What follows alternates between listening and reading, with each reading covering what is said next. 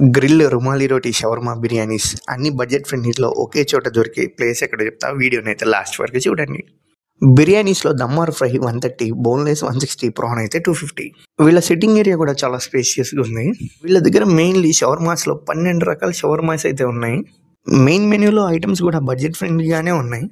నేనైతే రుమాలి రోటీ with chicken Lazeez అయితే order చేశాను.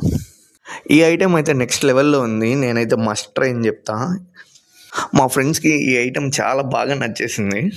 ఈ రుమాలి రోటీ చికెన్ లజీజ్ కాంబినేషన్ అయితే నెక్స్ట్ లెవెల్, అద్దరిపోయిందని చెప్తా.